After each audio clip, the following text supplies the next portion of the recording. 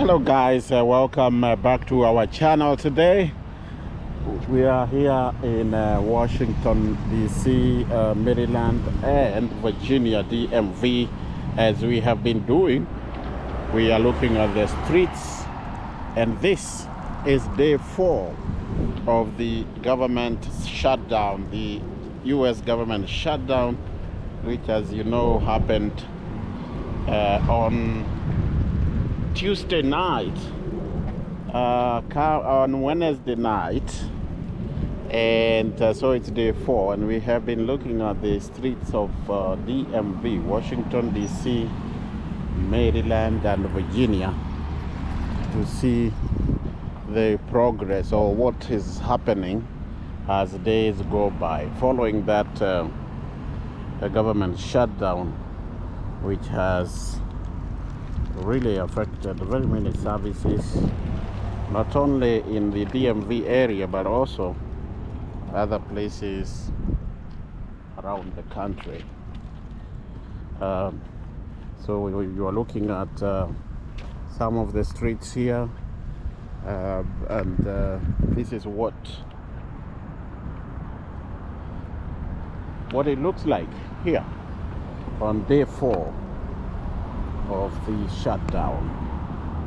And even as we talk about the shutdown, there still is no resolution in sight, and you would expect prolonged furloughs, stalled services, and intensified partisan standoff as Congress reconvenes midweek, this week that starts today, Sunday.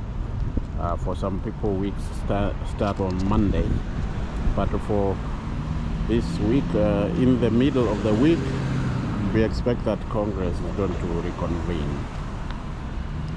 And you see, people are still going on with their activities here. There are not very many people in the streets, as you can see, but truth be told, just as I said, the facts of the matter, the truth of the matter is this shutdown has affected very many activities and services. First of all, I want to once again welcome you to our channel, and if you are new here, kindly feel welcome, but most importantly, subscribe to this channel, like this video, share, and leave a comment of what it is you feel about the topic, the issue of the government shutdown here in the United States. Do you understand it? If you do, what does it mean? What do you expect? And things like those. Leave a comment and let us know what you feel. Leave a comment right there. Let us know what you feel. Now, for those who might not even have an idea of what I am talking about, the shutdown that I'm referring to began at midnight on October 1st, 2025, that's this year, and that was after Congress failed to pass a funding bill before the fiscal year deadline. And the core dispute is that the Republicans proposed a short-term funding bill, which is usually referred to as the continuing resolution, or CR. Many people like using that those acronym. The acronym CR, short for continuing resolution, and this usually is short term, and it has been applied many times over time here in the United States. It's as I said, a short-term funding bill, and the Republicans' proposal was that it would go through November 21st, but the Democrats demanded that it include extensions for Affordable Care Act subsidies. You remember the Obama Care There are issues with what Trump has been calling the big, beautiful bill, which has been opposed by the Democrats ever since even before it was passed, and ever since it was passed. But now the Democrats thought that this is a good opportunity to bring in what they think is right into this stop-gap measure bill. But both sides rejected each other's proposals, and a key contention has been that the Republicans have been arguing that the Democrats want the Healthcare Act the subsidies to be extended because they want the illegal immigrants to benefit from the healthcare services that are offered by the United States, and therefore they argue that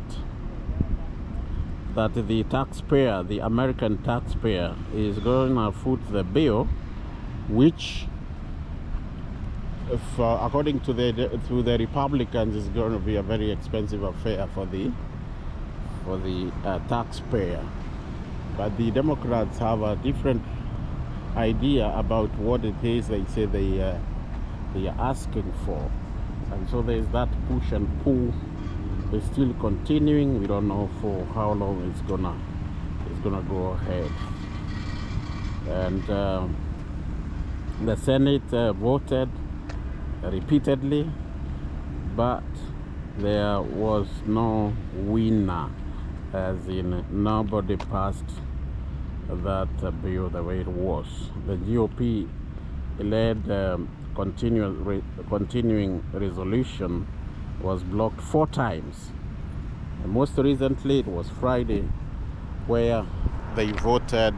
The vote was 54, I think, 54 by 44, whereby the ones that said yes were 54, the ones that said no were 44. Up to over 750, that's 750 million federal workers have been followed meaning have been told to stay aside because there's no money to fund the activities of the agencies and the departments in which they work. But essential personnel, and there are not very many, remain on duty, but they are unpaid. That's what's happening with this this shutdown right here. The essential employees are people like people in the army, in the military, the people that work in the health services, people like that, the ones that usually would be like the first responders, or people that would save lives one way or another. Okay, so you would also ask, what is the White House saying about this issue? Now, the White House has very interestingly said things that are very, very controversial, I should say. For example, President Trump himself has blamed the Democrats and issued executive orders on healthcare innovation, national security, as well as deregulation, signaling a pivot towards unilateral action during the shutdown. You may wonder, what has the dollar been saying in terms of its reaction? What has it been saying while reacting to this in terms of its action? Well,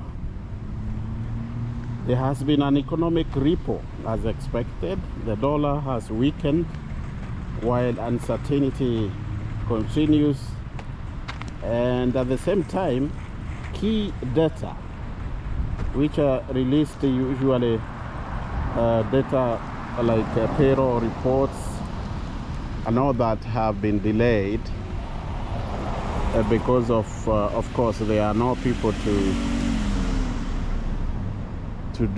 put together this data and also release it.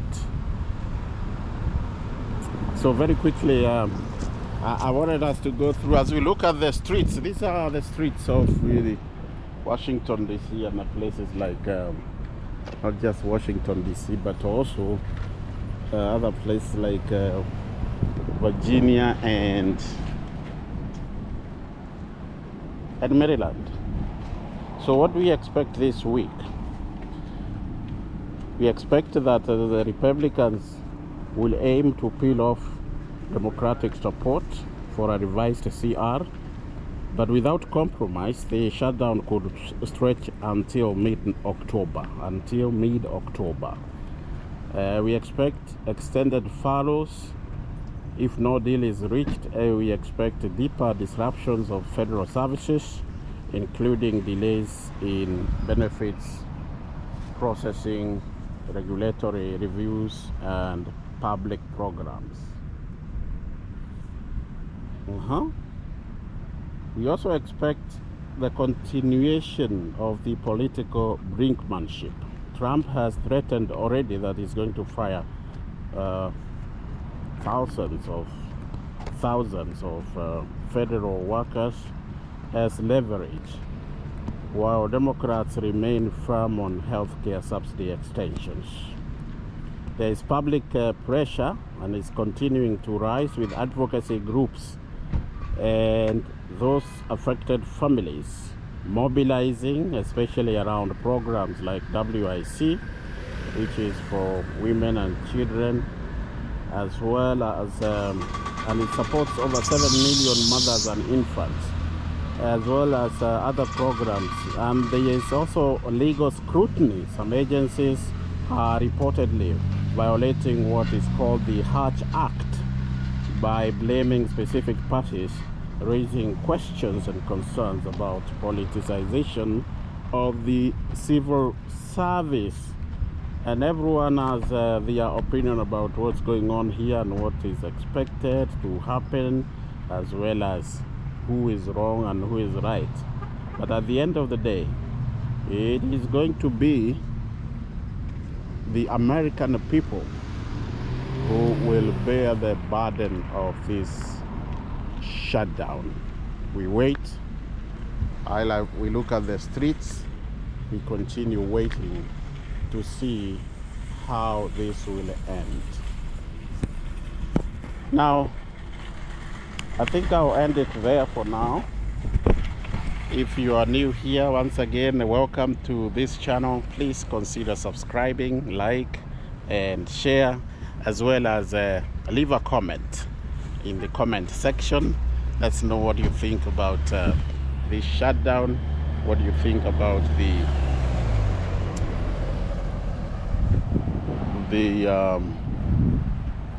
what do you think about generally what's going on with the government of the United States, as well as what you think of the content of this channel. All right, from us, we continue monitoring the streets here, this being the day 4 of the US government shutdown. We say thank you for watching. God bless, and see you in the next one. Bye-bye.